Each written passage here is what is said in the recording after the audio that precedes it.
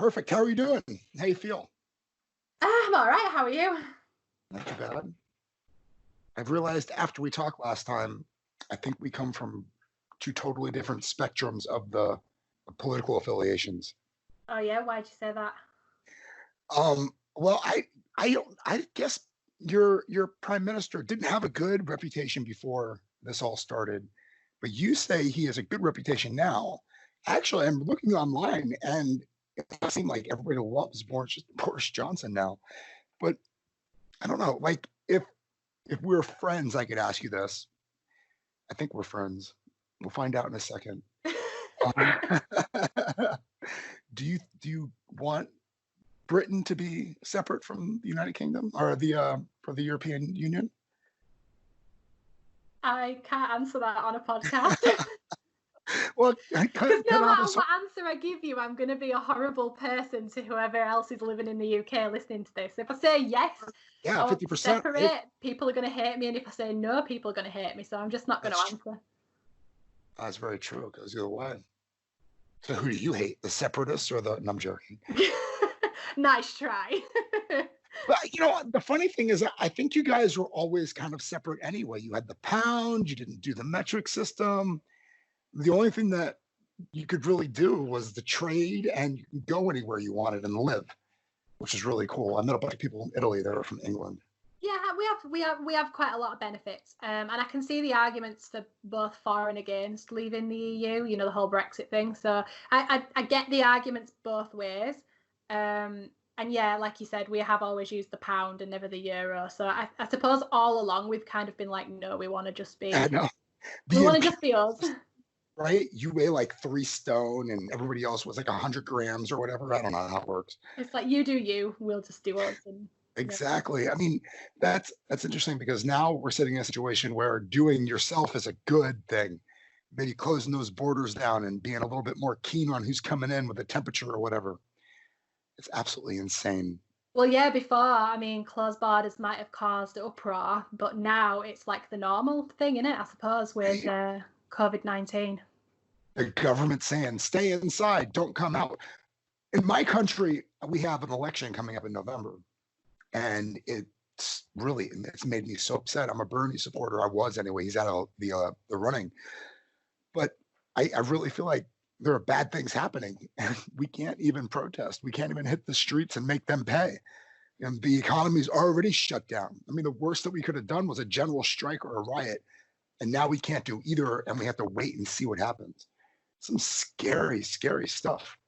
I think this is why I tend not to follow politics full stop. Like, at the moment, it's unavoidable. It's in the news, and people are like, yay, Boris Johnson. So I've kind of been picking up a little bit on why it's yay Boris Johnson as opposed to we don't like him. So things like that I follow, but the actual general political thing I don't get involved in because I find it gets people really irate, and I'd rather just be more chilled about things, and whatever's going to happen will happen. I wonder though, is that going to be the attitude going forward? Because I've noticed a shift here anywhere. Well, actually anywhere. My bubble is pretty extensive, and it includes the Western hemisphere of our world and probably the Eastern side too. It's hard to get away from things on the internet. I mean, it's all over the place. The information, you just have to dig a little bit. But it seems like people are just now kind of concerning themselves with what's being done correct and right, instead of, I like this guy's politics, so I'm going to vote for him. Why are you bidding the state stockpiles or something along those lines? I mean, but define correct, define right, because that changes depending on who you are and what you believe in. So, right? I mean, there is no correct or right really when it comes to politics, surely, because everybody sees that as being something different. What some people agree with, other people don't. So again, like there's a fine line, isn't there? Yeah, right. And I think we hail from the same kind of social background where, pull yourself up by your bootstraps. I mean, your attitude, especially is work hard, figure it out, and it'll work out if you put enough effort into it, right? If you put good, clean work into things, you'll end up benefiting and profiting from it. Hopefully. But we also live in a world where you can't do that on your own. You have to listen to somebody else or you'll lose your job. I love the idea of UBI, but not just for some people for like the entire world. I wonder what that would do for people. Where like if you're an Indian and you're about to sign one of those contracts where you give up their passport and go to Bahrain and build skyscrapers for like nothing as slave labor, you don't have to do it anymore because you have $1,000 a month coming in somehow. Hang on, are you asking what I would do if I didn't have to do my full-time job? Is that you Well, might have lost me a little bit. have you ever fantasized about that? What would you do if Oh, you didn't have a full-time job? uh, yeah, I guess I have. I think everybody does. But again, just these past couple of days, I've had the Friday, Saturday, Sunday, Monday off for the bank holiday for Easter, and I honestly never thought I would say that I'd miss work, but I actually sometimes I've been sat kind of thinking, okay, I'm caught up on my to-do list. I've done the housework. I've watched about as much television as I can physically stand. So what am I going to do now? And I find myself just kind of trying to find things to do. So I don't think I'd be one of those people that would function well without work. Like if suddenly someone said to me, here's £2,000 a month, go and do what you want to do for the rest of your life. You never have to work again or whatever. I honestly think I'd lose my mind because I need to have that purpose. I'm not saying I wouldn't just turn my attentions to my business and put, treat that as my full-time job because that's a purpose. You probably would, right? I mean, if you had an income coming in where you can reinvest it. I will tell you this, I've had opportunities in the past not to work. That's really nice. And I filled my time with volunteering. I'd go out and I'd put effort into something and I'd get some kind of return from it. I especially love theater. I would go out and volunteer for theaters, try to get acting jobs or whatever, things that are just completely outlandish that you can't do if you have a full-time job normally. I don't know how people do it anyway. It seems impossible to have a job and to audition for shows and do crazy things like that. There'd be some volunteering stuff I'd want to do. If someone just said to me, okay, your business side of things is okay, your work side of things is okay, just go off for 6 months and entertain yourself, then yeah, I would have to do some kind of volunteering, or I think I would find myself slowly kind of homing in on some kind of work again because I don't think I could just go and just lay on a beach for 6 months because I'd be fed up. Because you would end up sitting on your couch, wouldn't you? I mean, you'd wake up, you'd sit. I mean, this is what UBI would be like for you right now. Get rid of the essential tasks that you do for whatever job you have, but otherwise, what you do with your day is probably what you would do if you had UBI coming in, right? And you would work on your business. You would talk with people, and maybe take a little bit of their UBI to do some work for them. So maybe you're making a little bit more. I mean, it's interesting. I don't know. I like the idea of it, but it can't just be us though. It has to be people in Nigeria too. You know what I mean? Or Niger. It has to be people all over the world that are benefiting so that we don't have to have slaves. I was thinking about, and if he had an option, would he put himself in harm's way? I mean, he's not a doctor, he's not somebody who went to medical school to do this. He wanted a job. He wanted a job and a career and probably something to retire from in 20 years, the fantasy, but he puts his life on the line for whatever they pay those people. And those people are so important that the hospital can't function. Your national healthcare system can't function without them. But yet, would those people actually have their job if they didn't have to do it? You know what I mean? Would they feel a call to that service? I think I probably would. I know that it's nice to sort of think, no, I would just separate myself and not have to worry about that anymore, and it's somebody else's problem. But at the end of the day, it's not, because what happens if you break your leg and you have to go to A&E and suddenly there's nobody there that's available to help you? So we rely a lot on our NHS, and I think the people that work for the NHS and that are behind the scenes, they're really... It's not just doctors though, is it? It's not just doctors and nurses, it's the janitors that clean the bathrooms. Well, exactly. It's everybody that's there, everybody that works in those buildings that has some kind of affiliation. It's all a behind the scenes show that runs, and unless you get a peek behind that curtain, you've got no idea what goes on and what is required. Resolve some silly problem that you've gone into A&E with. So I think that a lot of the people that work for the NHS have chosen that job for a reason. So I think without something to pull people into those positions so that the hospitals don't close. And that's what Italy was, right? And in China, where the illness kind of shut everything down. Well, we've had a lot of people return. Like the government put out a return to the NHS for people that are retired or doctors. Yeah, we had that too. Yeah, and lots of people went back, and I think that answers your question, because these people Mm. didn't have to. They're all retired. They're all happily spending time with their families, and they've done their bit. And yet they've gone, yeah, okay, I'll come back. I'll lend a hand. I'll put my life on the line and and work again in this field that I've been in for God knows how many years. And I think that answers your question, because they've done exactly that, haven't they? They've gone back and risked it. So You know what's interesting to me though is those people that are coming back and the people that they're replacing or helping or supporting, whatever's happening, because I think in some sad cases, doctors are actually dying. You know, it's a difference between investing in a person that took 8 years to get a degree and then another 8 years on the job training, 16 years gone, you know, that you're replacing with somebody who's old and retired, is already in a risk category to fill the spot of somebody who was young and healthy who died from this disease. That person who's filling the shoes is no chance, right? Normally, you're like, okay, thanks, buddy. But when you go, what are we going to do? Who's going to be the doctors? yeah, and I think that's why they called for the volunteers. I know that really you shouldn't have to, because you'd think that there would be enough people working for the NHS in these positions. But actually, well, it's an 80-year-old doctor. I mean, I just saw an article about a 92-year-old surgeon who was doing surgeries up until she died. How does that feel as a patient walking into the hospital and they say, this is Gertrude. She's going to be your doctor. She's 92 years old. She's going to open you up and do things inside of you. It's not. But you know, equally, I'd be quite comforted by that, I think, because that person has got so much experience. They probably know more than anybody else there.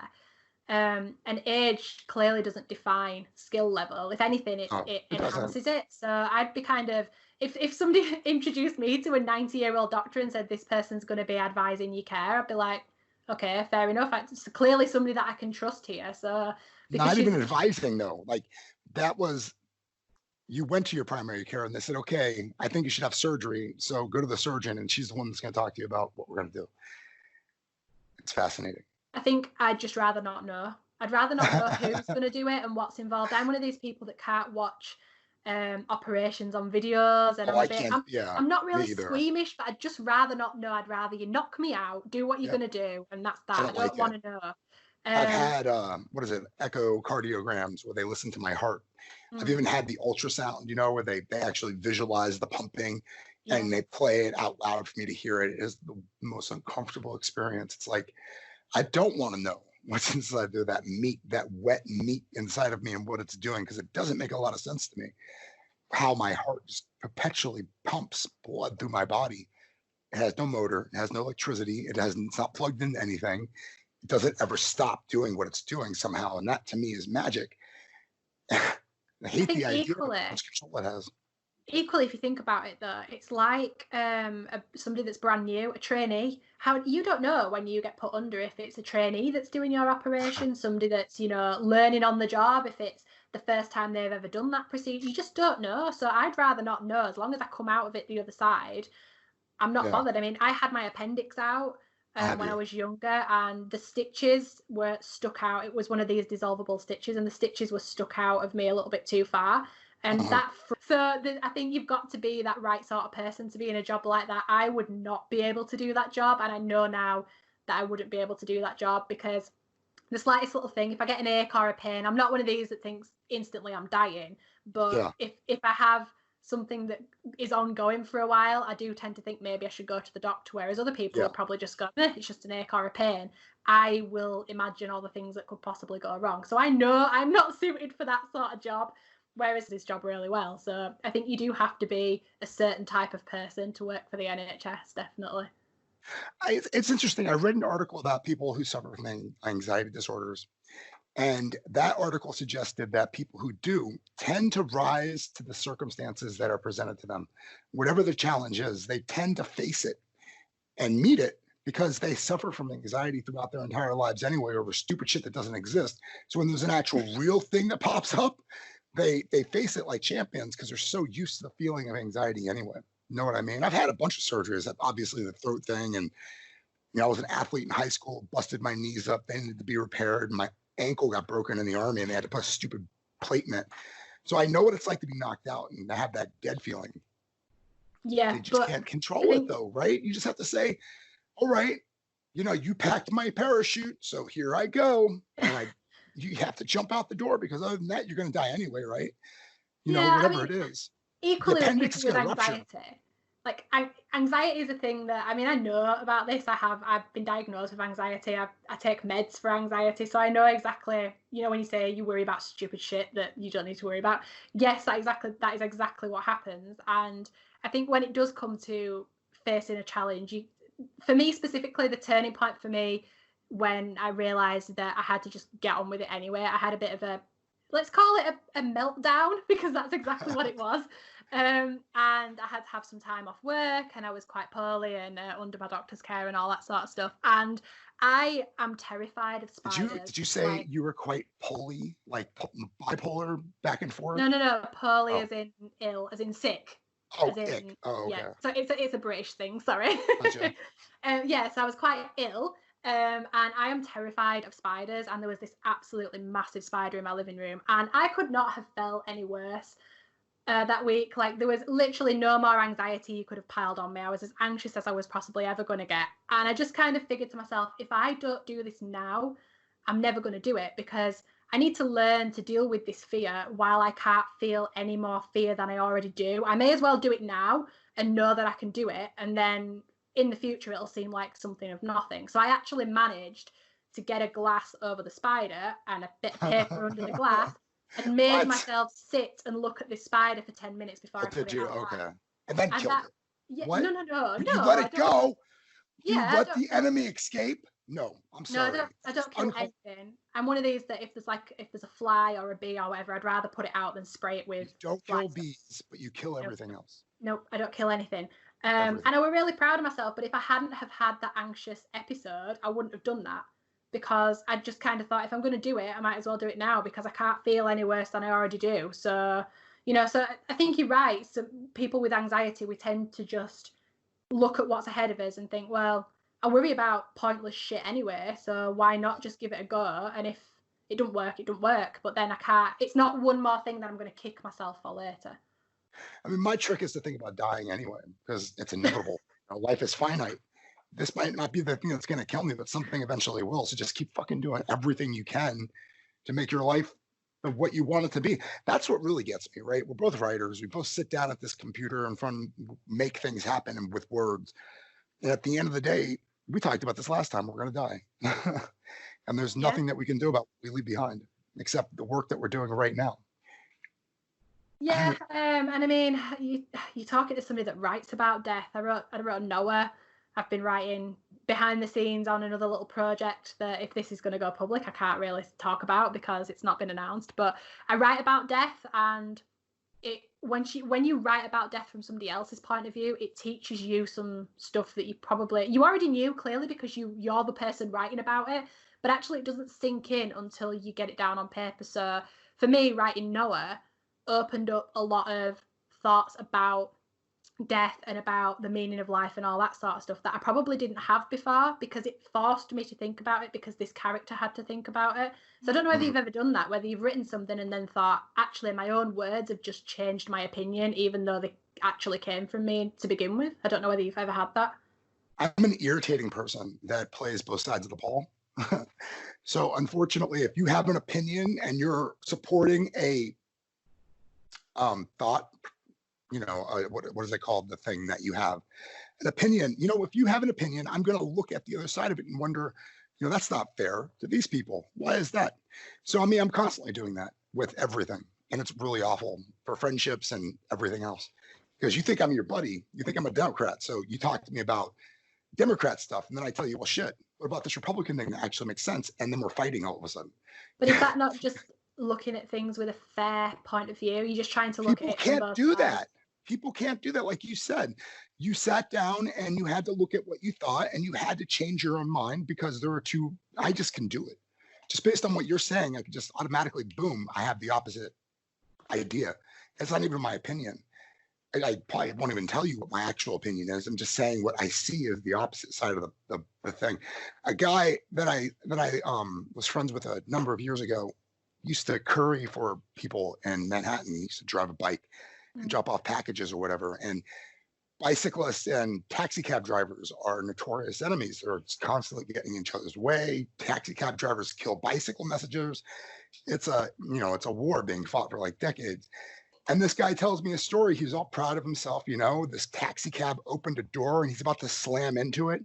So he kicked the door shut. It was all loud and everybody looked at him or whatever. And that was it. That was the story. And I'm like, dude, can you imagine if that dude's hand had been outside that door when you kicked it closed and you severed his fingers off? This poor immigrant from wherever the fuck he's from has no fingers now and no ability to go to the hospital, no ability to drive his car, no ability to feed his family, all because you had to slam a door that you could easily just driven around. We were not friends anymore. Well, that escalated quickly. Yeah, it seems like a small thing, but it's not, though, at the same time. You do something aggressive and it has a riveting effect and a reverberating effect. It causes issues. It causes waves. It's not aggression that annoys me though in people. Like I can deal with. I'd rather just you be yourself. And if you're gonna scream at me. But don't. It's the people that are inconsiderate that really frustrate me. I don't know whether it's just me and I'm weird, but it pisses me off more when you're in a supermarket and somebody's stood in the middle of the aisle having a conversation when there's a million and one other people that need to get by, and then when you say excuse me you get the death stare, like we've inconvenienced you. And I don't know, is that purposeful? Do they do that on purpose because they know they can get away with it because you can't tackle them? Oh my God, I hate it. The inconsiderateness. It's like, person, don't you realize there's a freaking space issue in this aisle? Scoot over. So, I just think they're doing it on purpose.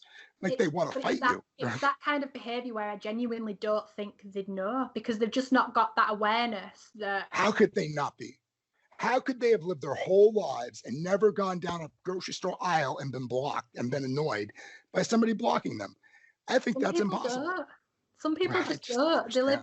I'm the first person to hold up my hands and say, sometimes I'm just in my own little world. But if you say, excuse me, you get an, oh my God, sorry, yeah. By all means, I'll shift out of the way. I'm so sorry I was in your way. I actually apologize when I realize that I'm in that person's way. But there are people that when you say, excuse me, they just kind of look at you like, how very dare you interrupt my really, really important conversation that has to take place in public in the middle of this busy aisle at rush hour. And that's the sort of behavior that frustrates me. If you're going to be aggressive. I'd rather deal with somebody that is openly aggressive so I know what I'm dealing with than someone who clearly just doesn't give a shit. I wonder if that's another symptom of anxiety too, where you're very much concerned about your own personal behavior and how it's impacting other people. And then you notice the same behavior that you stopped yourself from performing, other people are performing, and it's impacting your life. And you're like, why didn't you think about this before doing it? I have absolutely no doubt that it's tied to anxiety. I know it's tied to anxiety because my anxiety has been part of me for God knows how long, and it doesn't define me by any means, but it's natural, right? It's part of a human being. It's how we survived. It's like that mechanical thing that humans use to not do dumb things our existence.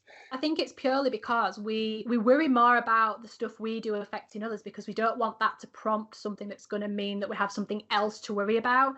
So if we are just polite to people and we make sure that we leave enough space, we don't then have the added worry and concern of somebody saying, oh, shift out of my way, to add on to all the anxiety that we already have. So I think it's like a self-preservation thing where we just kind of are as nice to people as possible and as understanding as we can be and as considerate as we can be, so we don't add on to the already mounting anxiety that we have. And we know what your dad does, right, for a living. You talked about it before. Yeah, he's a retired policeman.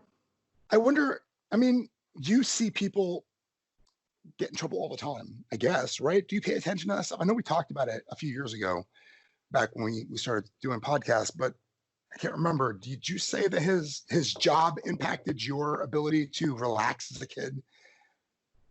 No, not so much. No, it was more, I was probably more aware of things that were dangerous and people that were dangerous, not specific people but I was probably more aware of situations than other people were. Like there's no blissful ignorance when you have that sort of role in the family. But I don't also think it's a bad thing either. I think I'm quite grateful for that, because it gave me the advantage that other people didn't have. Just like back to talk about the NHS, if you have somebody that works in medicine, perhaps that person is a little bit more aware of how to deal with certain situations than others. So I don't think it made me any more cautious. It just gave me the knowledge and the education I probably needed. Where do you think your anxiety comes from? God, a million and one places. A couple of places specifically, but nothing that I can kind of talk about. Right. Well, that's the thing. As long as you can kind of point to things and kind of say, well, maybe that's why I'm feeling this horrible way, getting over it. I don't know. I mean, it's hard now because death anxiety is a real thing. And you're being told every time you turn on the TV, every time you open the news to read an article, that it's just around the corner. And if we don't social distance enough, and we don't do things correctly, and if, we don't suffer for the next, God, man, they're talking like 18 months. The longest side of things. They're talking about hundreds of thousands of people dying. It's scary as hell right now. Yeah, and I suppose it's finding that balance between we'll be doing this, we'll be on lockdown to fix one problem, but we'll be being on lockdown for so long create other problems, and I know that these problems are very unlikely to be as serious as the actual COVID-19 itself, but these people that are in isolation, if you're elderly, if you're vulnerable, being on your own for so long is probably not going to be beneficial, and I think that's why they're reviewing it quite often, because they don't want to have to enforce this for any longer than is necessary because of these people that'll be affected. And I get why they're doing it. It's unpleasant for everybody, isn't it? Yeah, definitely. I think it's so fascinating that people actually, just to survive, they have to put themselves in danger like that. I mean, what are you listening to? I mean, what are you watching? What are you reading? Anything interesting to keep your mind kind of happy? Yeah. Because I mean, you can't just work and be miserable all the time. I think my Kindle's in the room with me, so I can tell you. Let's have a look. What is on my Kindle? So I have. I downloaded a book by Joanna Penn, the self-publishing mindset. I think it's like a free one that she offers on Amazon. So I thought I'd give her book a go. So I've got that lined up to read, although I haven't actually read it yet. I read. Does she even write fiction anymore, or is she just an indie publishing guru?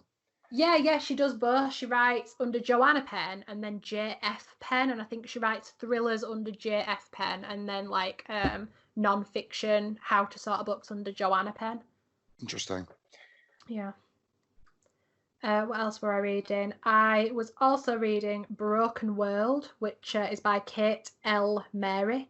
It's an indie book, I think. I got it on Amazon. Really enjoyed it, about a virus that I didn't actually realise when I started reading it that it was a zombie book until I got halfway through and suddenly there were zombies. But it was good anyway. It was nice to just take my mind off things. And then I'm reading Soul Float by Kristen Martin, who is an indie author in the US. And she's doing quite well. And it's like a non-fiction, one of her non-fiction ones about like a personal development book. And that's quite interesting. Yeah, that was quite interesting as well, but I'm only about halfway through that, so. It's interesting that people can actually write these "this is how I did it" book.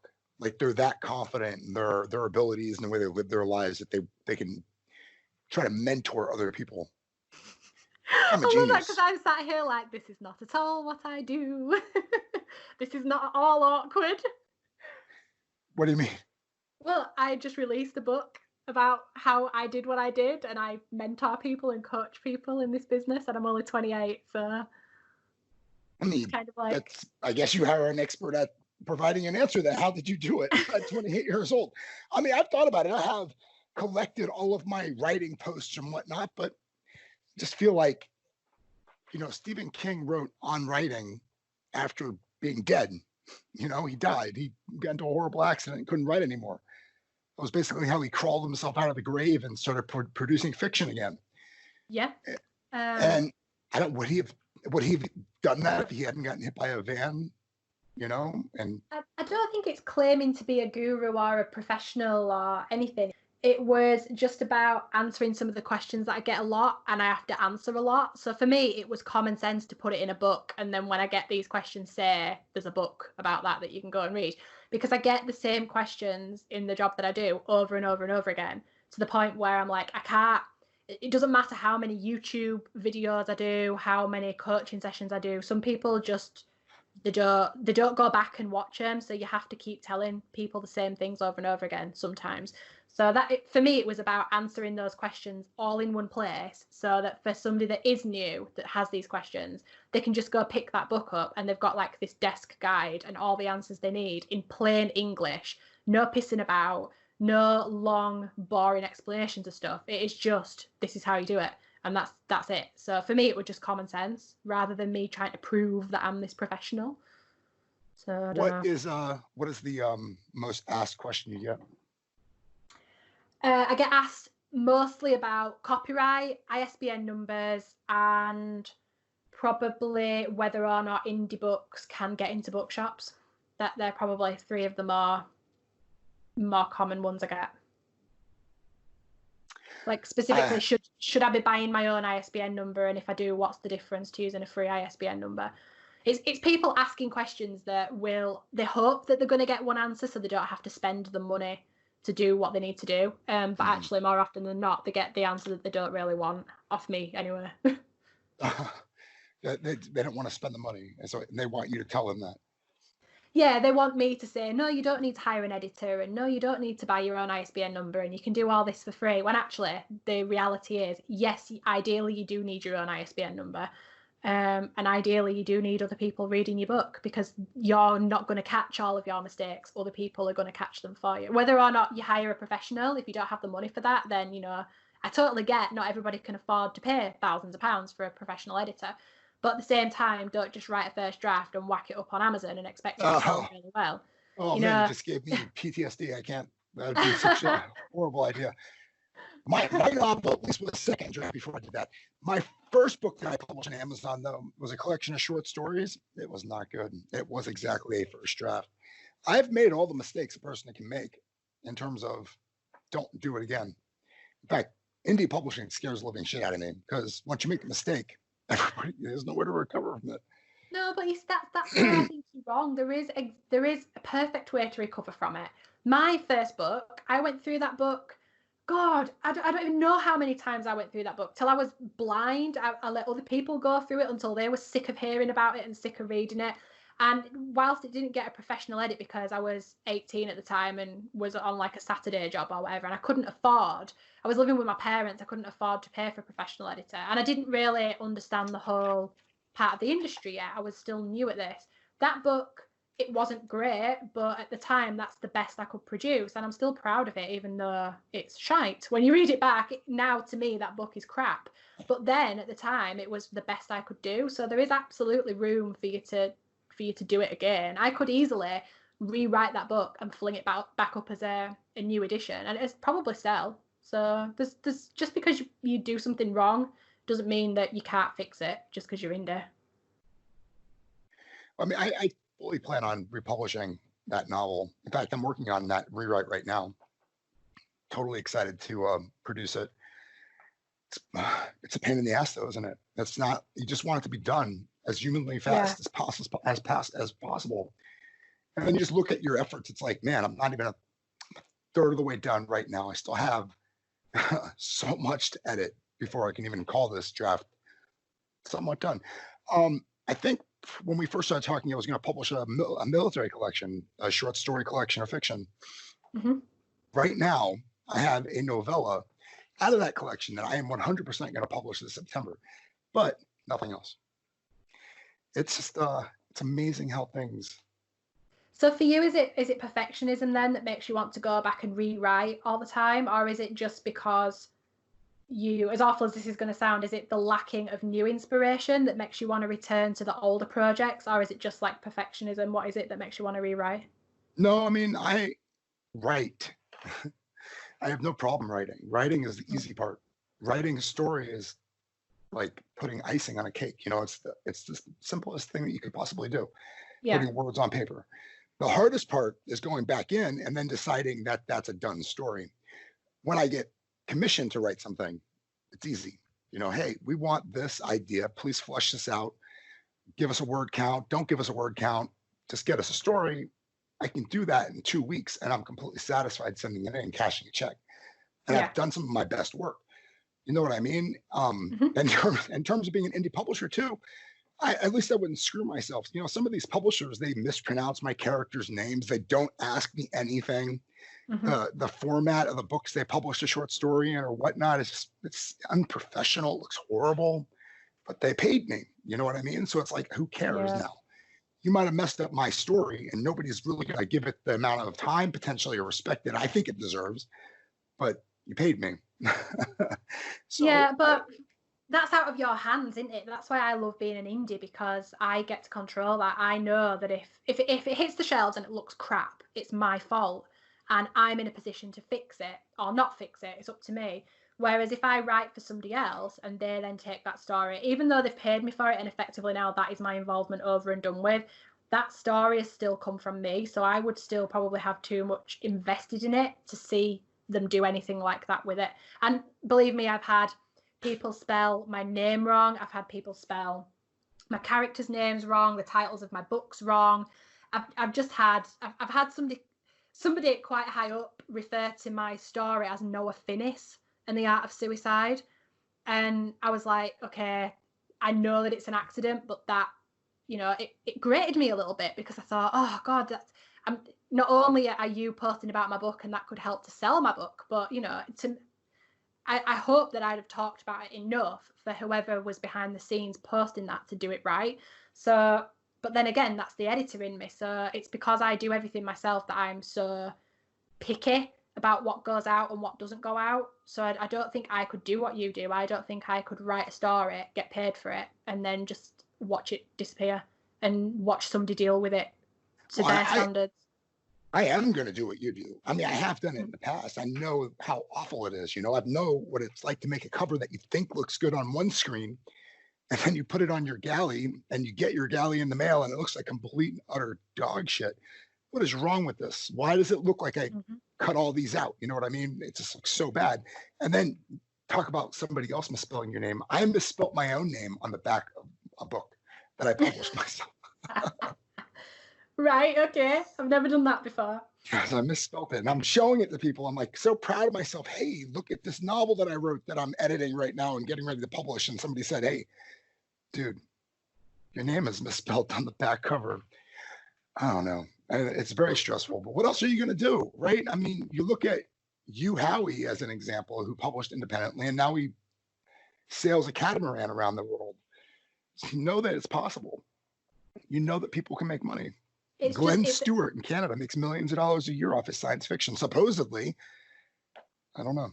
It's freeing, I think, for me as indie publishing. Like, don't get me wrong. If Penguin came to me and said, "Here's a bunch of money, write us a book and we'll publish it," then yeah, I'm down for that. I'll give it a go. I'd love to say that I've done both sides of it, but I do enjoy having the control and the involvement in everything. I actually enjoy designing book covers and formatting the interior and editing and all that stuff. I actually quite like getting my fingers in all the bits of pie. Whereas some people, they don't. They just want to write and write and write, and then the rest of it that comes with it, well, they don't care. They don't want anything to do with that. They just rather give it to somebody and let them do that. Where, like, I get it and I understand, but that's just not me. I'd rather have the involvement, and by having the involvement, you then get the skills and the knowledge that you need, so that if you do ever have to outsource, you know what to expect from that person.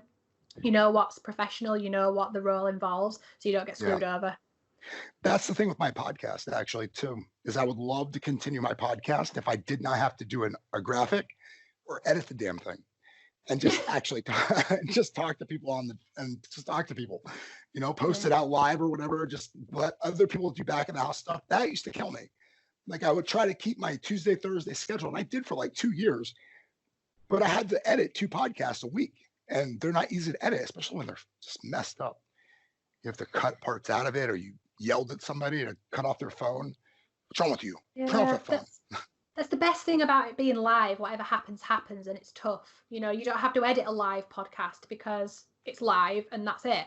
You download the sound from it or the video from it and you put it up on YouTube and that's that, it's done. So I never did any editing with my White Room ones. It was literally just whatever happens, happens. If it goes wrong, well, you know, this is part of the reality of being in publishing and interviewing people. Stuff goes wrong. So for me, it was like, I'm not worried about that this time, not so much, because I am talking to people, but I get to choose my own schedule. I'm not doing like every Friday or the first of every month. It is literally as and when I feel that I've got that creativity and want to do an episode. It's just there to add to my YouTube content for people to listen to if they want to. So again, with the editing part, I've never edited a podcast before, so I don't know whether I'm doing a good job or not, but part of me don't care either. Like I'm doing this for me, and if people listen, good, and if not, well, oh well. It's unfortunate, but got to start somewhere. You're about to get some notes when you edit this one. I'll let you know how you did. Actually, I probably won't listen to it. That's the worst part. I haven't heard my own voice in forever. And that's why I've got like 4 podcasts sitting, waiting to be edited.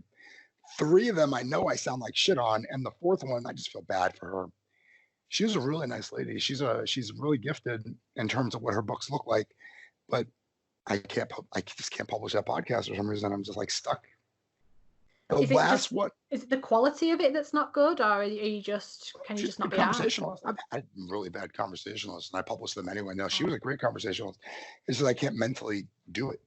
For some reason, I'm just stuck, just not doing it. My last podcast was with a guy named Stephen Sherrill. I don't know if you're familiar with him. He wrote a book called The Minotaur Takes a Cigarette Break. No, I've not heard of that. If you want a really fantastic read, buy that book and read it. You'll love it. It's magical realism. It's about the Minotaur from Greek mythology, and he works as a short order cook in a diner. And it's just a slice of life piece with this Minotaur. He doesn't do anything miraculous. He's just a Minotaur. He just lives a life as a Minotaur. It's so good. It's so good. It's one of my favorite books. And this guy said he'd be in my podcast, and I thought he was fucking with me. I didn't know it was him. Like, he sent me the response, and I ignored it forever because I was done with my podcast by that point. I was having throat surgery, for Christ's sake. And I finally got around to reading the email, and it said, "Hey, yeah, I'll be on your podcast." I was like, oh my God, it was perfect. It was like the golden moment. I was able to talk, and he said yes. So that was my last podcast. This guy that really blew me away with a piece of literature said yes to be on my podcast. Like, I can't call him a mentor, but definitely was inspired by his work. So I think I just don't want to put anything on top of him. I want a different show altogether. I want that to be my last episode of Origin. Does it have to be a show full stop? Can you not just put it up as an interview with, and just do it as a one-off? No, I mean, honestly, it's a stupid problem to have. I mean, she was a great interview. One of the people that I've held off, I think, is one of your people that you recommended. Oh God. Right. Yeah, I know. It's not cool. I sounded so bad. You talked to me around that same time. I think I published you on your dad's, right? Or did I not? I might you might be one of the 3. I feel like I've heard it, but then again, I participated in it, so I don't know. I'll have to have a look on your channel later and see if it's there. If your guys is one that I held back, I don't think it was though. I think it was feeling okay when I did your guys' podcast, but it's still a problem. I mean, I feel it right now, like a tightness. I just can't get my voice to come out of my throat the right way. So it like makes me feel very out of breath and exhausted. And I run miles, you know what I mean? I jog all the time. So I have no problem cardiovascularly. I just can't get my throat to release the words without like forcing them out. But like you said, you've got health problems with your throat at the moment. So that's probably why. I mean, it's not like you're doing anything wrong podcasting wise. It's just health issues that are adding to the stress of doing a podcast, because your podcast relies on your voice. And if you've got problems with your voice, obviously. So that's all it'll be. I mean, I'd love to talk to people, right? I mean, I got Mitch Albom to send me an email saying he was too busy. But I'd have really hated you if you got him on your podcast. I'd have been like, right, how dare he steal my favorite author. I had Andy Weir send me an email saying that he couldn't do it, but he would be more than happy to do a written interview. And I Oh, wrote that's him back, and I actually rebutted him one time. I was like, dude, oh, but he wrote back and said, no, I'm sorry, I can't. It's like, okay. And I passed them off to somebody. I don't think you were doing written interviews then, or I would have given them to you. I gave them to somebody else. oh man. Are you So not kicking yourself? Like, why do I do these ridiculous things? Why did I not say yes and invite him to do it? Well, I would have just created a blog for that purpose. If he'd have said to me, I want to do an interview, I'd been like, give me a second, I will make a blog specifically for you. I mean, I could have taken your questions, right? I probably have them saved on a hard drive. I could have gone to that Yeah. dude's website and taken his questions and just given them to him. I just don't have a space on my website for that kind of content. You know what I mean? It's the podcast or my flash fiction. All the Yeah, other well, stuff is. I'm allowing interviews now, but I am really sifting and sorting through what comes in, because last time it was great because I got loads and loads of people, but not much content came out of it. It was people just screaming buy my book and answering the questions really poorly. Like, I got, out of say 50, 20 of them must have probably been no good and maybe shouldn't have made it to the blog. So now when people want to write for the blog, I really do look at every single thing and think, is this going to be beneficial to me? Am I interested in this? You know, that sort of thing. Like, there was a girl that wrote for the blog, Natalie Roberts. She wrote Write Through Depression, and her interview is really interesting because it talks about writing letters to your depression and you know, for like mental health, and that's the sort of thing I'm interested in. And that interview was short, and it was like a short piece that she wrote for me, but it was brilliant. So stuff like that I'm happy for, whereas I'd rather post stuff like that than 20 different really, really long Q&As that have absolutely no value. And I think I want to do a Q&A. Send me the interview so I can write long-winded essays that nobody will listen or read. Yeah, I'll send you the interview if you want to do it. You've probably already done it for one of my previous blogs, but now that I've moved over, I kind of cut whatever already existed that I didn't think was beneficial, and I've just started fresh because there was that much stuff on it. Like, I can go back and access it, obviously, and at some point I will be filtering through all the ones that I did find beneficial and republishing those on the new blog. So hopefully people won't mind me doing that. But yeah, I've just decided now that some of it should never have made it to the blog. I should have just said thanks but no thanks, and I didn't. So that's my bad. But you know, live and learn. It's hard because you're asking somebody to basically guest blog on your website with their own information. I enjoyed the questions, like in terms of digging into why I write and who I am. Like, hell yeah, but I didn't have anything to sell either. I don't think I have anything. There's one that's just gone live on the blog. It went live this morning. It's one of my authors, Keir McGuinness, they call him, and he writes horror fiction for adults. And his interview, he really answered all the questions. Like, mostly I get people that just go like one line answers and that's that, and then they skip on to the next one, and it's like a 3-minute read. His is a 30-minute read. He's gone into that much information, and it's fascinating. It was really interesting to read through and edit. But that's the sort of stuff I want. If I'm going to post something, I want it to be decent, where if people are sat on a bus or they're on the way to work, they can sit and have a really good read rather than just flicking through and scrolling past stuff. I wanted to provide something that is interesting, that will answer people's questions rather than just a funny picture of a cat, you know, because there's lots of content out there to entertain you when you're on your way to work, but very little of it is educational. Well, I don't think people want to be educated. I think that's my current hypothesis. I think people want to escape their lives. I think people are you know, a lot like the people that work in the National Health Service, hoping to get a paycheck and hoping not to die getting it. You know what I mean? They just don't care. I read because I'm trying to learn. I'm trying to figure out why this author is enjoyable to me. It ruins the whole experience of reading because I judge everything. That hobby is dead as a hobby. Now it's work. Every time I pick up a book, I feel it in my hands. I look at the words, how they cascade down the page. That sentence that opens up this chapter, is it really magnificent? Why are you bored? Why are you drifting off? I mean, there's a reason for it. You know, are you just dumb or is the book dumb? It's But like there's that's different types of readers. Like, you're not going to be expected to. Sometimes I just want to read a book and read it and not give a shit about who wrote it, what mood I'm in. I just want to read it and be transported and enjoy it, and that's that. Like that book the zombie book I read recently. I'm not saying that I'm a huge fan of the author and that I'll follow everything that person does, because that's the only book I've ever read, and it was on my Kindle for a long, long time. I just picked it up because I just thought, I'll just see what this is. yeah. And I really enjoyed it, and it kept me busy and it kept my attention, and I left a good review for it. But I'm not now going to go out and buy every single thing that author read. It's There's a very mistake few if you do. authors but there's very few authors that make me do that. Mitch Albom's one of them. Yeah. I always buy everything that he produces, even if I don't think it's something that I'll like. I still buy it and give it a chance. And so far, he's never let me down. So he's one of the authors that I do constantly follow. But there's very few people out there that I'll do that for. Oh, Mitch Albom's great. I read his most recent one and thoroughly enjoyed it. Finding Chica. Nope, maybe it's not his most recent one. Maybe it's the one before that. Is it the one about the music? No, it was the one about the girl who died. The one who died, the one that the old man saved on the Ferris wheel. Oh, the next person you meet in heaven. Yeah. Yeah. That was wonderful.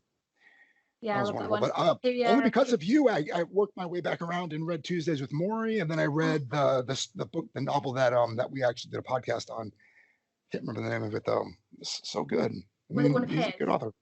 Yeah, it's the one where I think it was radio broadcast from God or something, or telephone calls from God, or telephone calls from heaven. Yeah, hello, it's me, God. I don't know. Yeah. Telephone calls from heaven, is that what it is? Yeah, I think so. But all of his, I love all of his books because they are very Noah Finn type to me. I think that's really subconsciously why I wrote Noah Finn, because I was inspired by the sort of books that he writes. But I love anything like that. But like I said, there's very few authors that I'll follow. I like Charlaine Harris's work, but once I'd binge read the True Blood books and one of her other series, I didn't then find the need to binge everything else. I think I found the bit that I loved about her work and enjoyed it, and then moved on. There's another author, Charlie Higson, that produced an apocalyptic series called The Enemy that I absolutely love. It's like a young adult series. But I loved it, and I bought every single book and chain read them one after the other. But I've not been out since and bought a different series of his, because I knew that I liked that series. I won't now risk involving myself in another series. It's weird how it works for me, but I like books, not authors, is what I'll say. It's hard. There's a guy named Richard Goodkind who wrote a fantastic series. It was like 11 books long or something. People hate him. I thought it was the greatest series ever. It was like one of my favorite fantasy reads, and people cannot stand that guy. I don't know what it is about people who write series. By the time you finish it, you're like everybody's enemy. J.R.R. Martin is G.R.R. Martin's kind of turning out that way. Yes, he's still a little bit beloved, but at the same time, they're kind of like, dude, where's our book 10 years later? Yeah. Yeah. But then again, it's not him that they're in love with. It's the story that they're in love with. It's the books. That's why they're being asses to him and demanding fiction at the speed of light, because they love the books so much. It's not that they love him, it's that they love his work, which is why, again, I don't follow authors. I follow a specific book or a specific series, and like it's obviously a testament to that author. If I'm following their books, obviously I'm a fan of the author because I'm a fan of their work, but I won't then go and subscribe to everything they do and stalk them online because I enjoyed the work so much. I live in the series, I enjoy it, I recommend it to somebody else, leave a review, and then I move on. And that's just the way I process you leave fiction. a review? I should. Yeah, I hope to. Most of the time I do. If it's 3 stars or more, I tend to leave a review. Anyway, right? I mean, that would be like the greatest blog content or website content is you read a book, you take a picture of it, and you tell people what you thought. And then you do that every single time, and then you have a constant stream of entries and content that people can go to and read. People are always picking up books and wondering what's out there on the internet. I love reading, but I feel like because I work 2 jobs and run a house, I don't have enough time to read as many books as that sort of blog would require. Like there's like these vlog or whatever they are on YouTube, BookTube they call it, where people buy a stack of 50 books and they'll say, this month I'll be reading 52 books. And I'm thinking, yeah, I'd be lucky if I can read 52 words this month because I don't have. You're not a book reviewer though. You're an author / publisher. So you're just kind of doing it for your followers to say, hey guys, I enjoyed this book this month or whatever it is.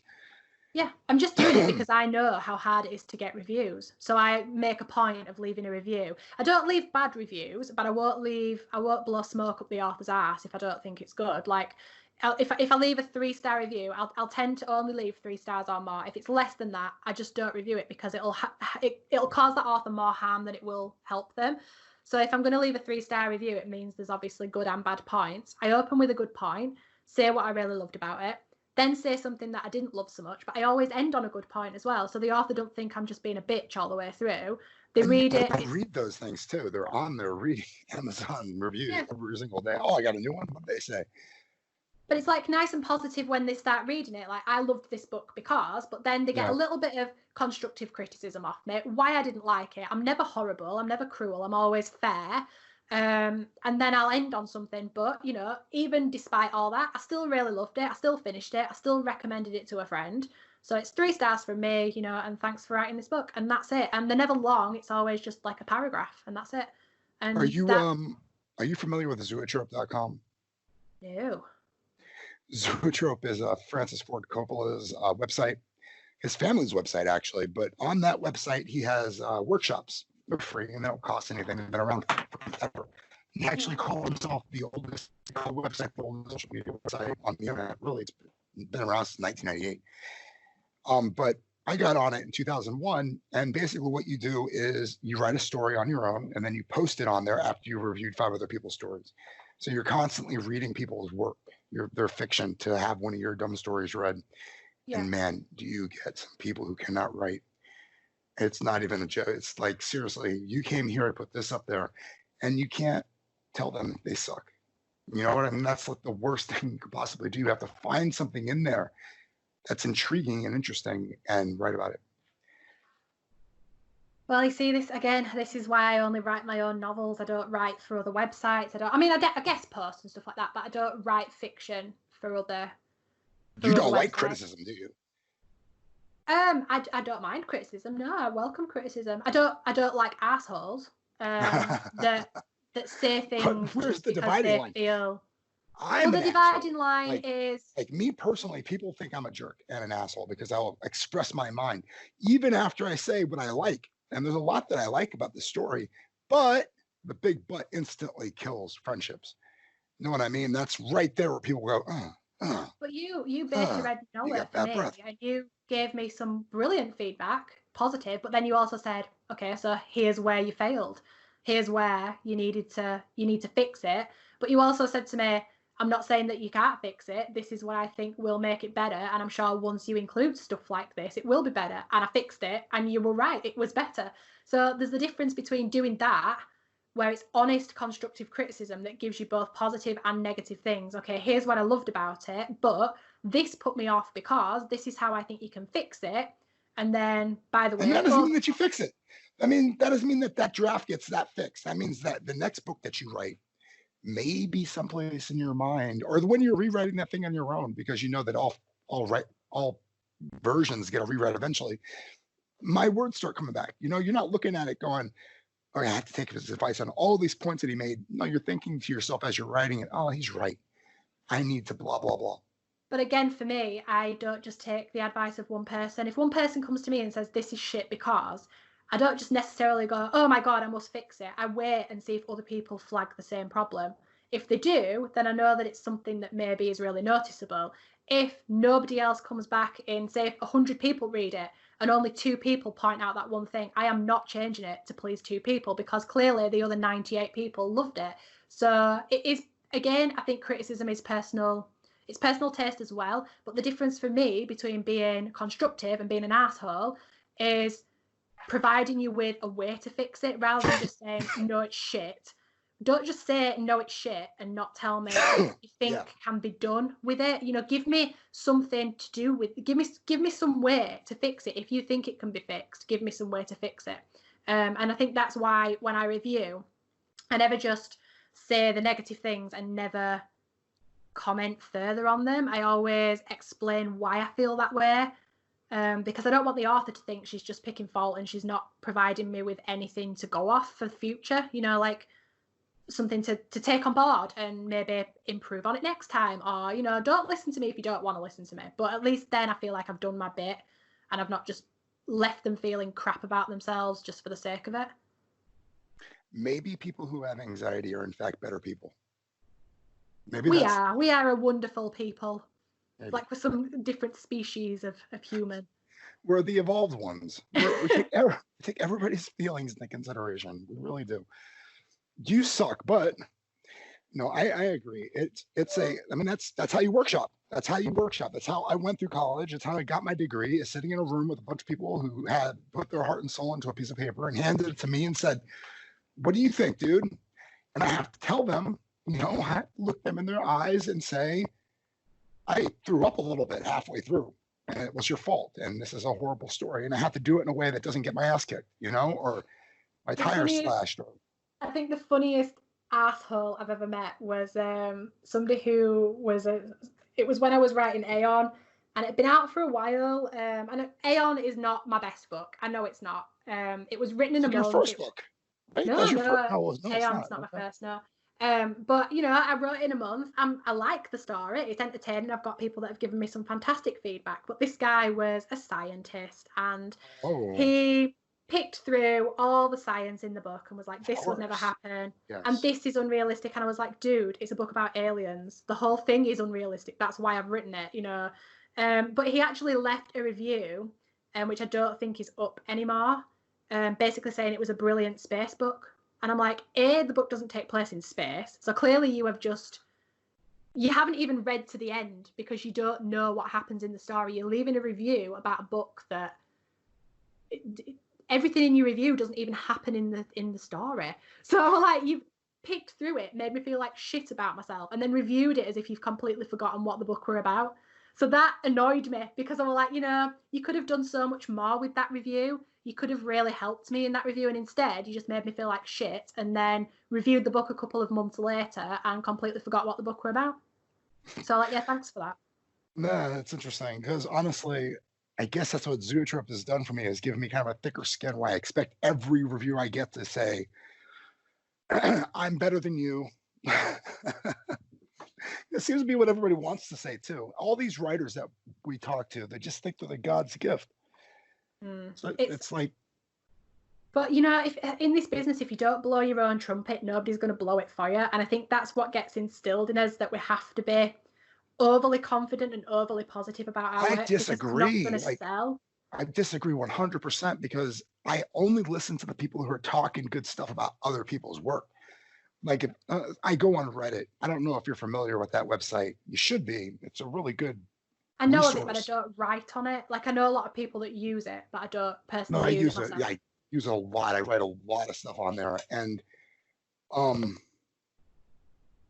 damn it, what were we just talking about? Reddit and reviewing, and people. You only read people that leave positive stuff about other people. Well, I don't know what it was, because I found the thing that I was walking around my apartment looking for, and I got so excited that it just went completely out of my mind. On Reddit, I don't know. That's interesting how things could just disappear like that. It was so important, like 30 seconds ago. I probably interrupted you to say it. Like, no, Emma, stop. Shut up. I have something very important to say. And I don't remember what it was. Anyway, positivity, negativity. When do you publish again? When is your plan? You have somebody coming up soon? You mean through the company or my own book? Just, I guess it's you all the way now, right? Both sides of the coin are you. Yeah, I suppose. Yes, I have one releasing on the 18th, one releasing on the 25th, one releasing on the 1st of May, and then I'm working on another 3 in the background for release either this year or next, depending on how quickly. Most likely, one of them will most likely be next year at this rate, but I just don't know, really. And then my own books, I have 2 of my own pieces in the works. One of them is I can't talk about because it's a secret until it comes out. And the other one is the sequel to Pandora that people have been nagging me to write, so I'm writing it. Good for you.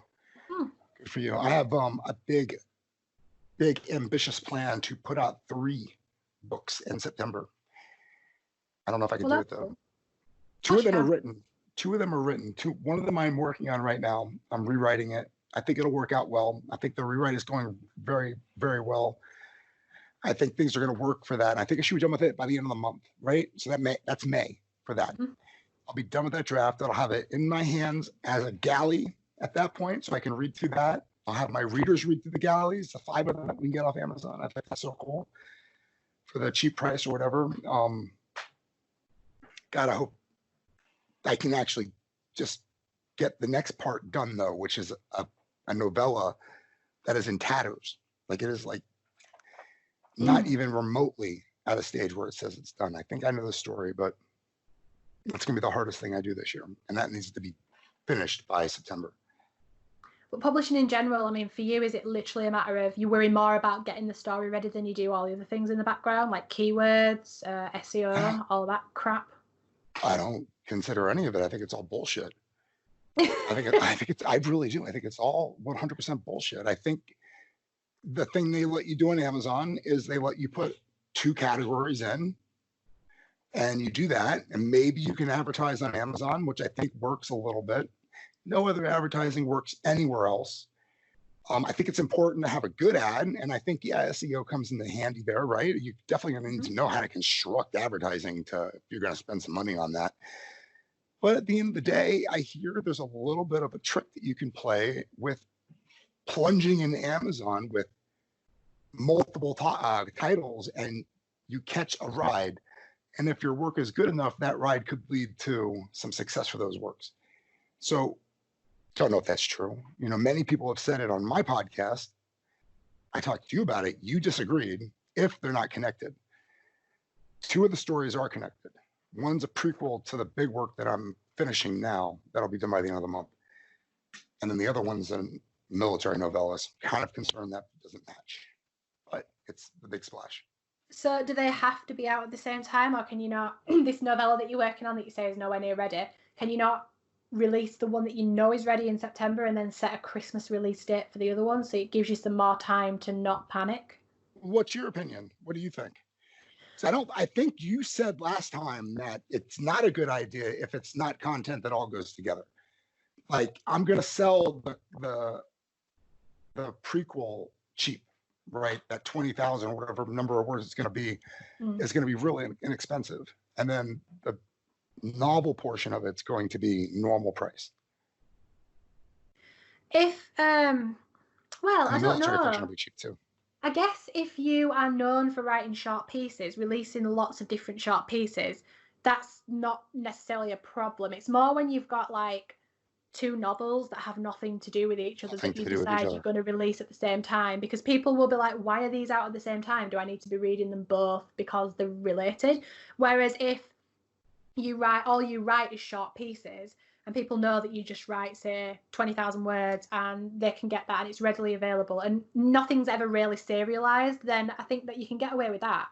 But it's the novel and the prequel, it's serialized in terms that it exists in the same kind of realm, and one of the characters moves forward from the prequel to the novel. Right. One character. But no, that's not true, actually. 3 characters move forward. Well, then, you could release those at the same time because they're linked. So it would make sense to release them so that readers, if they enjoy it, can move straight on and binge, because I think that's part of the problem where if you release 1 book a year, by the time the next book comes around, people have found somebody else in the meantime to read, so they don't read the sequel because they've forgotten all about it.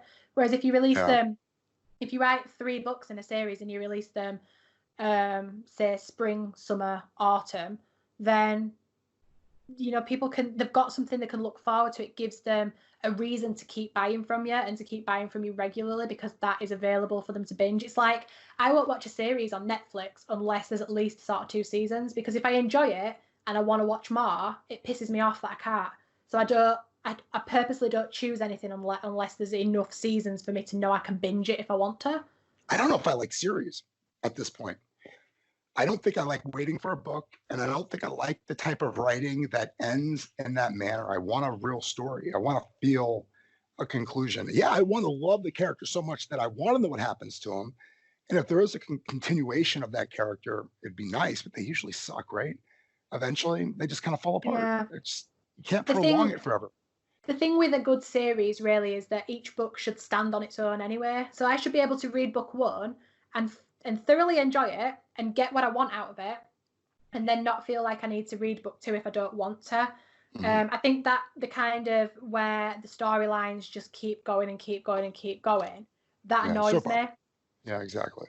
If it's shorter fiction, if it's like a series of little novellas or something, that's different. But if I've just read like 800 pages of a massive paperback that then does not even come to a conclusion, and I've got to then read another 800 pages, that annoys me. If it's shorter, say 40,000 words maximum, I can deal with that. That's fine.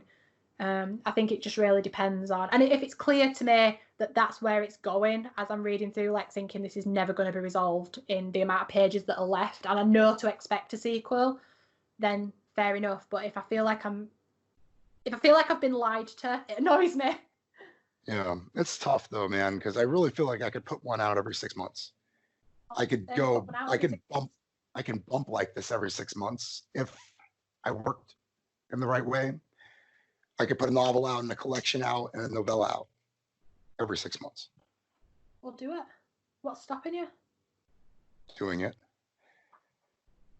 You want to do it, but actually doing it's stopping you from doing it. No, I mean, nothing's really stopping me Is other that than not doing the quote it, of right? the year? Yeah, right. No, I mean, I'm doing it now. I have been doing it for a long time. I mean, the work that I have that I'm using for this project has been written. You know, it's not like I have to go, okay, now I need to start from scratch on this novel. No, I've already written the damn thing. You know, there's 3 books sitting in, you know, a draft that I need to rewrite really badly. And, you know, having thought about it for a number of years, because I mean, these longer works, it just takes so long to marinate. I just don't know where they are when I finish them. They've got so much just bullshit in them. It's just unbelievable. Like the story that I'm rewriting right now, this is the 3rd time I've been through this thing. Like the first time I wrote it, obviously, from word 1 to get to 70,000 words. And then the second time sitting down and saying, okay, let's edit this shit and actually get it through. To this time we're changing to a different story almost entirely. Like you just don't know what you have. So this other story novel that I wrote a while ago, I think I could break it up and make it 3 longer works. Otherwise, I don't know. Well, just because you wrote something don't mean to say it has to be published either. So if you do read it right through to the end and you think, what a bag of crap this is, you don't have to do anything with it just because you've written it. But you do have to rewrite it, though. It'd be nice if you could. You know what I don't see a lot of on Twitter or Reddit, for that matter, when people are talking about how do you write? How do you write a story? That's the main question everybody asks. How do you write a story? How do you actually do blah, blah, blah? I think the answer to that question is look at the body of work that you have developing as always in flux. You have never finished a piece. You've only started something that's constantly being changed into something that it'll be, until somebody gives you a big ass check for it or buys the rights for it, and you no longer can tinker with it. It's almost your responsibility as an artist to continue to mess with those words until it does become that thing that somebody wants to give you a paycheck for or a check for. That's why I disagree with you there, because I think being indie, it's easy to just say, oh, I'll just rewrite this book and I'll republish this book. And whilst it's nice to have that ability and that option to do that, say if you find 10 typos in the space of 2 years, you can do a new edition and fix them. It's no different to what traditional publishing companies do. They do new editions and they fix stuff. But I don't agree with this constantly. It's never done unless somebody else takes the option out I'm of not your saying hand. that it's never done. I'm saying the effort does dictate the end product, though. Oh, yeah, yeah. Like, as for instance, this novel that I'm going to finish in September or get published in September, I finished it 5 years ago when right before my children were born. It was the first novel that I actually wrote and finished. Very proud of it. Yay, look what I did. And I published it. I got real excited. I mean, I had a lot of fantasies about what I could do with the words that I wrote. But having published it and then looking back on it, I was embarrassed. I was like, damn, I should have spent a lot more time developing this thing as a professional project. But you, as an author, just as your kids have grown and developed, you will grow and develop as an author as well. So you Totally. can't expect that. That's look at that and think, That's the God, this best is part, horrible. Because at actually. that time, it wasn't horrible. It was the best you could provide, and you Yeah, did a lot of exactly. hard work. And somebody could have gotten off on it. Somebody did get off on it. I let my wife let one of her friends read it, and I don't know. You always question whether or not you're getting legitimate feedback, but she gushed over the novel, read it, gave me an edit on it, like gave me grammatical notes and whatnot throughout the entire thing. And I only had my wife and her do that. And there was like all these people that I sent the damn thing to, and they were the only ones dedicated enough to actually do it. And if there's 20,000 people out there somehow that I find like her, I'm successful. You know what I mean? Yeah. And that's that draft. I mean, that actually impacted one person out of 7 billion. And how many of her are out there? Could it happen again? Is it, just a flash? Or was it something legitimate? Can it be better now? Can I get that again?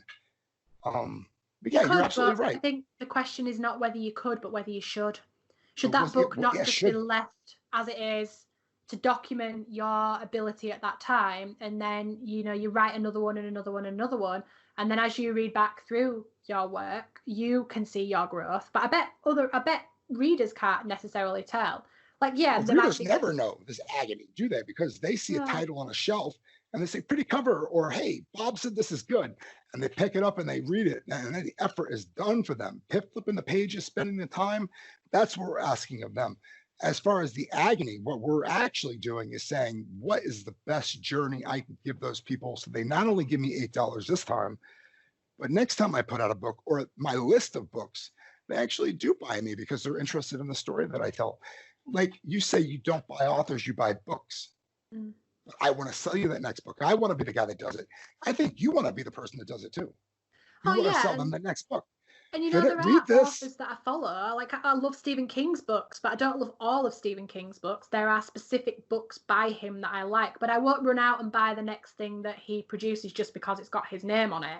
If it's in a series that I'm already enjoying by him, that's different. But if it's just Stephen King's brought a new book out, I must have it. Well, no, there are very few authors that I will do that with. Mitch Albom being one of them, like I said. But no, I go on, if I'm enjoying a book and it just so happens to be by Stephen King, then that just solidifies the fact that most of the stuff, I can pretty much be confident that if I buy a Stephen King book, I'm going to enjoy it because I've enjoyed 10 of his already. But I wouldn't just then go rush out and buy another one. You're not going to just rush out and buy the next Stephen King book. Stephen King has been here more than once. He has me. The movies that I've seen sometimes have really given him a bad taste in my mouth. So I think you gave him a bad taste in his mouth, to be honest, because I've seen interviews with him where he's slagged off his own movies. I've heard that. I've seen those interviews as well.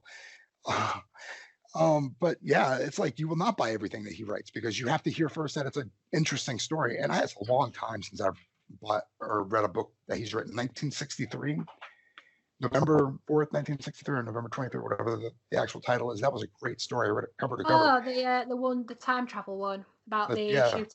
The JFK assassination. Totally into that one. That was fantastic. Yeah. But yeah, I mean, you don't really follow the cult of personality to buy a book. I do like Stephen King. I do appreciate his work. I do think he is the Charles Dickens of our time, right? I don't think there's another author that really has done what he's done.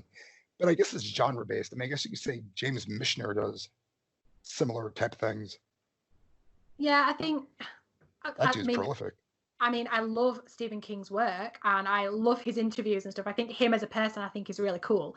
Yeah. But I like a specific type of story, and I know that he writes across quite a few different genres. He doesn't just write horror or thriller or, it mixes and matches. He writes what makes him happy, and then the publishers stick a label on it. Well, that's fine.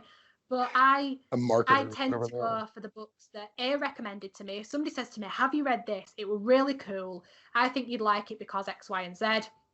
Then I'll go out and buy it. And if it's the first in a series of 3 that Stephen King's produced, I'll say the Dark Tower series. If I read that and really enjoyed it, I might then go out and buy the next one. But that's because I'm hooked on the series and not him as a person. Although it helps if the author that I'm reading isn't a complete arse, because sometimes I don't want to support an author if I feel that the behaviour is a bit off. You know, I like to know that they're a nice, decent person when I'm reading their fiction, because I want to know that the money I'm giving them by buying the book isn't going to support some dickhead. Man, if I ever become famous, God, I hope I never become famous. It'll last for such a short amount of time. It'll be over with so fast. I'll just be like, all the bridges in the world will be burned at the same time. Like, God, that was easy. Just go to my little cave, move in. Well, I mean, I try to be a nice person, and You'll probably be okay. I could see you being a good famous person. Yeah, I want my authors to see interviews with me and features with me and interviews and stuff with me and think, oh, she's all right.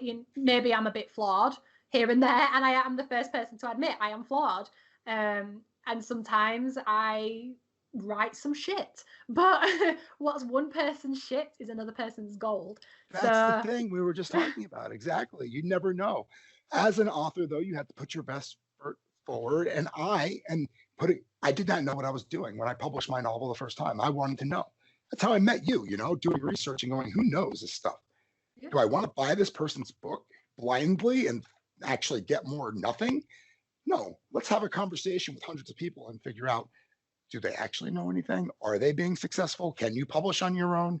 What are you competing with? I met you, and now I know a lot more than I did. So now, armed with all what I think I know, I'll republish the damn thing. Because I already did, right? It's ruined now. Nobody wants it. Nobody will ever buy this thing, I think, because I already published something under the same title. I don't know how that works. But that doesn't mean that it's not going to work. Because did you buy your own ISBN when you did that? No, I just put it out on. Right. Okay. So unpublish it. Leave it. Yeah. Okay. So leave it at least 6 months, and then republish for like 4 years. Oh, right. Okay. Well, then you don't have that to worry about. So now all you need to do is create this brand new version of it, buy your own ISBN number, and do it right this time and get it up there. And nobody's going to know, because, I mean, can you tell me now how many people bought that book when it was up the last time? 15, maybe that. Right. Maybe I bought one copy. Maybe I bought more than one copy. Maybe my wife bought an electric copy. I bought an electric copy. I accidentally bought another electric copy. Maybe we're the only ones that bought any copies. Okay, so why are you worried that people are going to not buy it because it's been out there already and it was no good, when actually... Oh, no, I'm not even worried about it. I'm saying that I already burned that bridge on that novel. Like, I don't even care about traditional publishing in terms of that story, because I've already kind of put it out there on the indie market and declared myself indie with it. And I'm really curious whether or not indie is the way to go, because I don't think necessarily anybody knows what the hell they're doing. I don't think there's an actual thing called SEO. I think it's complete bullshit. I don't know what I'm doing. I publish other authors, and sometimes I don't know what I'm doing, but that's the thing with me. It's about finding out. I like to know that I like that challenge. If one of my authors comes to me with hey, do you think we can do this? And I'm like, holy crap, I have never done this before. My answer to them is, I've never done that before, but leave it with me and I'll have a go for you. And if I can make it work, let's make it work. And that's my answer. So I'm not declaring that I know everything about self-publishing, because I don't. I'm so far away from knowing everything. But I am one of these people that's open to learning, and I'll give it a go. I'll give it a go for myself. I'll give it a go for my authors. And if I genuinely don't know the answer to something, I'll just say, I don't know, but leave it with me. And, it's a learning curve for everybody. Let's learn together, and then we know for future. Do you remember Jarrett Robinson? Yes. But it sounded like he kind of hit the thing in the right way and knew what he was doing. Nice enough guy to talk to. Like, interesting interview. When I interviewed him, really upbeat and positive all the time. If you look at his books on Amazon, they have like hundreds of reviews. So those are legit too. Yeah. Maybe he just don't feel that he needs to do that anymore, content-wise, that he's got what he wants out of YouTube, and it's there as a tool. Oh, he does it all the time. He's constantly uploading videos. Oh, right, okay. I thought that he would be doing better than he is. As animated as he is, as motivated as he sounds, as excited as he is about the information that he's trying to relay. But look at me. I mean, I like to think I'm upbeat in my videos. I like to think that I provide decent enough content, but you look at my subscriptions and they're not good. But that to me don't define how well I'm doing. It just, YouTube is a tool for me to just share videos with people that are interested. I'm not demanding a following, and I don't post them to get the following. I just post them so that my authors can go and see them, for example. So I think it really depends on what you want out of that platform before you can, like, yeah, he's a really nice guy. He writes good books. He puts out good content. He puts out helpful videos, and yet he's not got the 1 million subscribers. But does he want that? You know, has he been trying? Is that what he's been aiming for? Is what I mean. Like, he might just be using YouTube as a, however many followers I get, that's brilliant, but that's not what I'm doing it for. I know the interesting thing about YouTube and what we've done, these podcasts and vlogs. I mean, I see that you put up blogs all the time as well. I think when I first started blogging, the whole structure is based on throwing things out there and just seeing what sticks. You know what I mean? People who kind of are influence making found something that works for them, and they just keep doing it over and over and over again. But they're still trying to figure out other things and avenues of revenue. I don't think revenue is the right word. I mean, we only have one way to have revenue, right? Selling our books. No. No, that's not my ideal at all. I write the books, but that's not what makes me my money. I'll do covers. I love the graphic world. I think that's a lot of fun. I wish I could find people to give me money to do that. I think that would be a great way to make a living. But editing other people's words, and just, I wouldn't be able to. I could tell you whether it's a good story or not, but that's it. It's what you go with what you're good at, and you go with what you enjoy. If you hate editing and you don't enjoy editing your own books, you're not going to enjoy editing somebody else's. So I have all these strings to my bow, but I wouldn't have them if I didn't enjoy them. Like, I used to just offer cover design services, and then I realized that it wasn't the thing that I enjoyed the most about publishing. So I dropped just designing covers. Like if an author signs to me, obviously they get the cover designing with it. I'm not just going to say I'll do everything but that.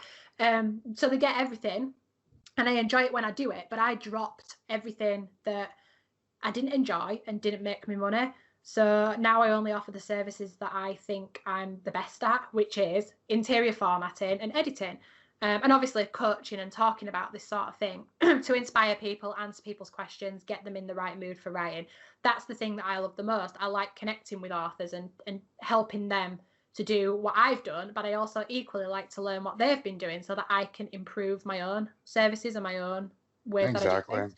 So I think just relying on book sales alone, I would not be able to run a business just on book sales. But then again, that's not what my business is around. The book sales give me that, well, she's an author, so she knows what she's doing because they give me that credibility, maybe, but they're not actually part of the business. The business is, I'm a publishing house that just so happens to publish my own books. So one might feed, the publishing house feeds the books, but the books don't feed the publishing house. Stay healthy, please. You too. Bye. Bye.